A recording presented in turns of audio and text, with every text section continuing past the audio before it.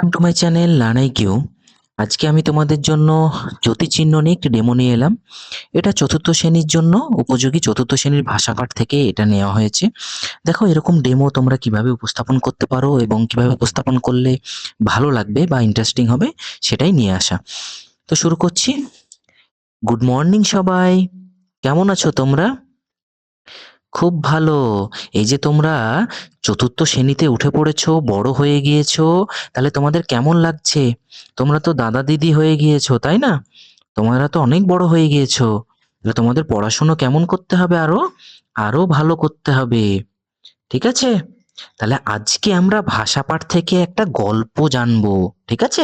একটা গল্প শুনবো। সেটা কার গল্প বলো তো? জ্যোতিচিহ্নের গল্প। কার গল্প? জ্যোতিচিহ্ন। ঠিক আছে? তাহলে জ্যোতিচিহ্নর গল্পটা কেমন জানো? আচ্ছা, তোমাদের পাড়াতে রামু কাকু আছে না? হ্যাঁ, সেই রামু কাকু বাজারে যাচ্ছে। ঠিক আছে? বয়স হয়ে গিয়েছে। বাজারে সে হেঁটে হেঁটে হেঁটে হেঁটে যেতে যেতে যেতে সে কি দেখলো বলতো? এই রকম একটা কমা চিহ্ন দেখলো। কি বলতো? একটা রাস্তায় এরকম কমা চিহ্ন দেখলো। ঠিক আছে? কমা চিহ্নটা তার দিকে তাকাচ্ছে। রামু কাকুকে বলল যে, ও দাদা একটু থামুন। ঠিক আছে? আপনি অনেক হাঁপাচ্ছেন, ঘামও ঝরছে, একটু থামুন। হ্যাঁ? ও তখন কি করলো? কমা চিহ্নের কাছে গিয়ে বসলো। বসে কি নিল? বিশ্রাম নিল। কি নিল? বিশ্রাম নিল। ঠিক আছে? তাহলে এটা কি চিহ্ন? কমা চিহ্ন। কি চিহ্ন? কমা চিহ্ন। এবার সে সেখান থেকে বিশ্রাম নিয়ে আবার সেখান থেকে উঠে দাদাকে বলে দিল, ঠিক আছে আমি এবার আসছি, মাছ কিনতে হবে। এবার সে বাজারের দিকে, মাছের বাজারের দিকে ঢুকলো। এবার মাছের বাজারের দিকে এই একটা বড় এরকম একটা মাছ কিনলো। এই দেখো, একটা বড় এরকম একটা মাছ কিনলো। ঠিক আছে? এবার সে মাছটা নিয়ে সে ব্যাগে ঢুকিয়ে সে এবার রাস্তা দিয়ে আবার হাঁটতে লাগলো। এবার সে তো মাছটা এরকম করে ঝুলিয়ে নিয়েছে ব্যাগে। হ্যাঁ, এবার মাছটা এরকম করে ব্যাগে ঝুলিয়ে নিয়ে আবার হাঁটতে লাগলো। এবার হাঁটতে হাঁটতে হাঁটতে যেতে যেতে তার সঙ্গে কার দেখা হলো জানো? এই যে এরকম একটা জিজ্ঞাসু দিদির সঙ্গে দেখা হলো। এই জিজ্ঞাসু দিদি না খুব জিজ্ঞাসা করে, সব মানুষকে জিজ্ঞাসা করে। এর মনের মধ্যে খুব কৌতূহল। ঠিক আছে? কে কি করছে না করছে, কি নিয়ে যাচ্ছে না নিয়ে যাচ্ছে। এই যে পাড়ার কাকিমাগুলো হয় না, খুব জিজ্ঞাসা করে, সেরকম এই জিজ্ঞাসু দিদি। এই জিজ্ঞাসু দিদি জিজ্ঞাসা করছে, কাকু কাকু তাহলে আপনার হাতে এটা কি মাছ, এত বড় মাছ? সে বলল এটা কাতলা মাছ। সে তখন অবাক হয়ে গেল। আরে বাপ রে! এত বড় মাছ! হ্যাঁ? খুব অবাক হয়ে গিয়েছে। ঠিক আছে? এবার অবাক হয়ে তার চোখ দুটো কেমন করলো বলতো? এই রকম করলো। হ্যাঁ? এবং অবাক হয়ে তার মুখ থেকে এই যে জিভটাও বেরিয়ে এলো। এই যে তো দাঁত, হ্যাঁ? জিভটাও বেরিয়ে এলো। সে অবাক হয়ে গেছে, এত বড় মাছ! বাপরে! হ্যাঁ? সে তখন বলল, ঠিক আছে তাহলে টাটা দিয়ে দিল একে। রামু কাকু একে টাটা দিয়ে দিল। ঠিক আছে এবার আমি বাড়ি যাই। এবার আস্তে আস্তে আস্তে আস্তে আবার হাঁটতে হাঁটতে হাঁটতে হাঁটতে বাড়ি পৌঁছলো। বাড়ি পৌঁছে হাত মুখ ধুয়ে ভালো করে স্নান করে কি করলো বলো তো? সে এবার রেস্ট নিল, বিছানায় গিয়ে রেস্ট নিল। এরকম করে সে এবার বিছানায় গিয়ে ঘুম দিল। ঠিক আছে? এবার বিছানায় গিয়ে ঘুম দিলে কি হয়? সে তো এখানে কি করে? সম্পূর্ণ রেস্ট নেয়, বিশ্রাম নেয়। হ্যাঁ, যদি অল্প করে বিশ্রাম নেয় তাহলে সেটা কি কমা। এখানে কি সম্পূর্ণ বিশ্রাম নিল। সেই জন্য কি এখানে রামু কাকুর গল্পটা শেষ হয়ে গেল। তাহলে এটা কি চিহ্ন বলতো? এই যে চিহ্নটা, এটা হচ্ছে দাড়ি চিহ্ন। ঠিক আছে? এবার রামু কাকু এই দাড়ি চিহ্নে গিয়ে শুয়ে পড়ে ঘুম দিয়ে এরকম নাক ডাকছে। ঠিক আছে? তাহলে তোমরা এই শিখতে পারলে এই যে এটাকে বলে কমা চিহ্ন, এটাকে বলে জিজ্ঞাসা চিহ্ন বা প্রশ্নবোধক চিহ্ন। সবসময় কি হয়? প্রশ্ন করা হয়, সেজন্য এটাকে কি বলা হয়? প্রশ্নবোধক চিহ্ন। আর এইটাকে বলা হয় অবাক চিহ্ন বা আশ্চর্য চিহ্ন। ঠিক আছে? এটাকে আমরা বিস্ময় চিহ্নও বলি। হ্যাঁ, এটাকে কি বলি আমরা বলতো? বিস্ময় চিহ্ন।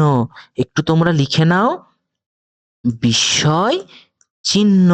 তোমরা বানানটা একটু দেখে নেবে। বয়সী দন্তে শয়ে ময়ে অন্তুস্ত অ। হ্যাঁ, বিস্ময় চিহ্ন। তারপরে যখন থেমে গেল, শেষ হয়ে গেল গল্পটা, সে দাড়িতে গিয়ে শেষ হলো, তখন এটাকে আমরা কি বলি? দাড়ি চিহ্ন। এটা কিন্তু মুখের দাড়ি না। ঠিক আছে? এটা হচ্ছে জ্যোতি চিহ্নের দাড়ি। ঠিক আছে? এটা হচ্ছে দাড়ি চিহ্ন। হ্যাঁ, এবার তোমাদেরকে যদি আমরা বলি, হ্যাঁ, এবার তোমাকে যদি বলি একটা বাক্য বলি, ঠিক আছে? ধরো একটা বাক্য বললাম যে বাজার এই যে বাজারে গিয়ে বাজারে গিয়ে আলু, পটল, বেগুন, মূলো কিনে বাড়ি এলাম বাড়ি এলাম। মা অবাক হয়ে বলল, এত ঘেমেছিস এত ঘেমেছিস ঠিক আছে? এবার আমরা যদি বলি এরকম যদি আমি আরেকটা বাক্য লিখি, তাহলে এই বাক্যতে যদি আমরা যতিচিহ্ন সঠিক করে ব্যবহার না করি, তাহলে কি বাক্যটা তো আমরা লেখা দেখে তো বুঝতে পারছি না। আমরা যদি মুখে বলি তাহলে বুঝতে পারবো, কিন্তু লেখা দেখে কি বুঝতে পারবো? দেখো, যদি এখানে দেখি বাজারে গিয়ে আলু, পটল, বেগুন, মূলো কিনে বাড়ি এলাম, মা অবাক হয়ে বলল, এত ঘেমেছিস। এটা কি কোনো কেমন এটা শুনতে দাঁড়াচ্ছে না? তাহলে এটাকে আমরা কিভাবে যতিচিহ্ন দেব, কিভাবে এটাকে আমরা লিখবো সেটা দেখি। তাহলে বাজারে গিয়ে কি করলাম? প্রথমে বাজারে গিয়ে প্রথমে একটু ভাবলাম, থামলাম, তারপরে কি কিনলাম? আলু কিনলাম, পটল কিনলো, বেগুন কিনলো, এই যে বেগুন মূলো কিনে বাড়ি এলো। হ্যাঁ, বাড়ি এলাম, বাড়ি এলাম, এখানেও এবার কি করলাম? থামলাম। হ্যাঁ, এখানে এবার রেস্ট নিলাম। বাড়িতে এসে কি হয়? আমরা রেস্ট নিই। তাহলে এখানে আমরা দাড়ি চিহ্ন দিলাম। তারপরে মা অবাক হয়ে বলল, মা অবাক হয়ে বলল, বললোর এখানে একটা কমা দিলাম। হ্যাঁ, কারণ মা অবাক হয়ে বলল, থেমে বলল, হ্যাঁ, এত ঘেমেছিস মানে কি বিস্ময় হয়েছে, অবাক হয়ে গিয়েছে। তাহলে এখানে কি অবাকের জন্য এখানে এইরকম চিহ্ন, এটা কি বিস্ময় চিহ্ন। তাহলে বাজারে গিয়ে আলু, পটল, বেগুন এরকম যদি কোনো কোনো শব্দ বা অক্ষর পরপর ব্যবহার করা হয়, তাহলে এখানে আমাদেরকে কি দিতে হয়? কমা দিতে হয়। থেমে থেমে বলি না, এই যে আলু, পটল, বেগুন, হ্যাঁ, মূলো, এগুলো কি মানে থেমে থেমে বললাম, কিনে বাড়ি এলাম, বাড়ি এলাম, শেষ হয়ে গেল। তাহলে এখানে কি আমরা দাড়ি চিহ্ন দিলাম। তারপরে মা অবাক হয়ে বলল, কি বলল? মা যখন অবাক হয়ে বলল, তাহলে এখানে একটু থামতে হলো। হুম, তার মানে এত ঘেমেছিস, তার মানে কি এই জায়গাটায় একটা বিস্ময় চিহ্ন। ঠিক আছে?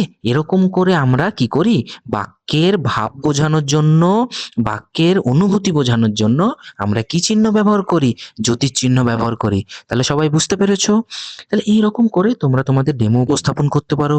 আশা করি এর থেকে আরো তোমরা ভালো করবে। বোর্ডে তোমরা যখন নিজে প্রেজেন্ট থেকে উপস্থাপন করবে আরো অনেক ভালো হবে। হ্যাঁ? তো যদি এটা ভালো লেগে থাকে অবশ্যই লাইক করো, এবং যারা নতুন আছো অবশ্যই আমার চ্যানেলে সাবস্ক্রাইব করে পাশে থেকো। Thank you.